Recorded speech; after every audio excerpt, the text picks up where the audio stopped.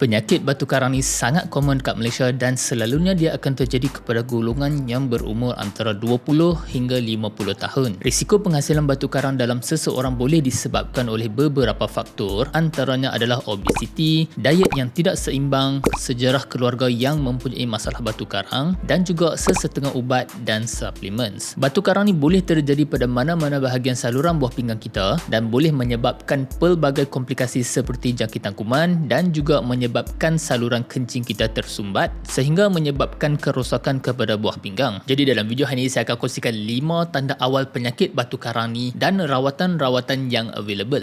Kita tengok lepas ni.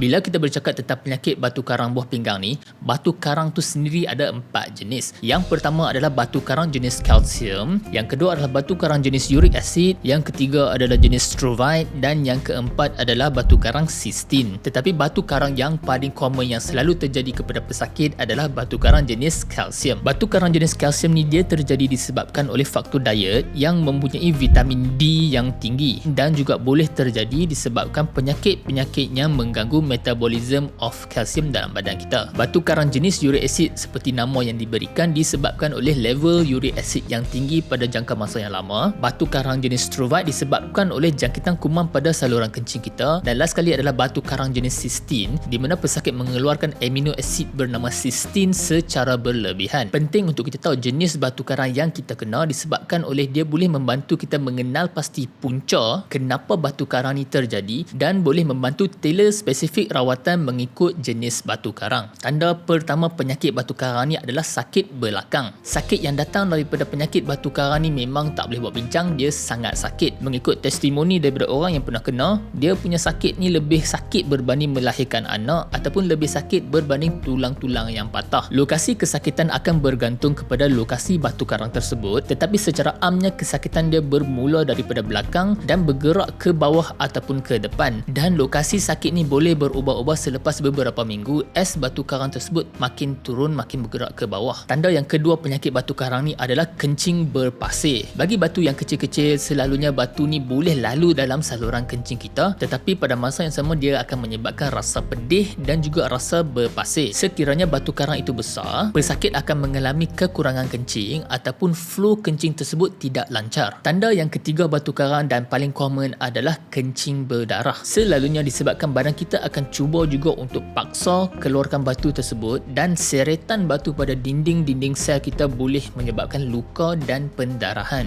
Dalam sesetengah kes, air kencing pesakit boleh bertukar warna daripada pink ke coklat, tetapi majoriti kes adalah kita panggil pendarahan mikroskopik di mana darah dalam kencing ni hanya boleh dikenal pasti melalui ujian air kencing sahaja. Sebab tu sangat penting untuk jumpa doktor untuk buat pemeriksaan lanjut. Tanda yang keempat penyakit batu karang ni adalah loya dan muntah. Punca loya dan muntah ni terjadi mainly disebabkan oleh kesakitan yang melampau dan juga disebabkan oleh perkongsian saraf atau nerve innervations daripada usus dan perut kepada buah pinggang. Dan tanda yang kelima dan terakhir adalah demam. Apabila kita demam dalam konteks batu karang ni, dia adalah indikasi bahawa jangkitan kuman telah berlaku pada saluran kencing kita. Jangkitan kuman boleh menyebabkan nanah terkumpul dalam buah pinggang kita dan kondisi ni sangat berbahaya dan memerlukan rawatan secepat yang mungkin. Apabila bercakap tentang rawatan batu karang ni, dia bergantung kepada jenis batu karang, saiz dan juga lokasi batu karang tersebut. Tetapi secara amnya ia merangkumi pain management ataupun mengawal kesakitan pesakit. Yang kedua adalah dengan menggunakan ubat untuk mengeluarkan batu karang dan dalam sesetengah kes ubat untuk mengurangkan acidity pada saluran kencing kita. Yang ketiga menggunakan sound waves untuk menghancurkan batu karang ni, kita panggil ESWL. Dan yang keempat adalah pembedahan terbuka ataupun menggunakan kamera untuk masuk ke dalam saluran kencing kita. Jadi general advice ataupun nasihat umum untuk mengelakkan batu karang ni terjadi in the first place adalah untuk meningkatkan pengambilan air kita sekurang-kurangnya 2 ke 2.5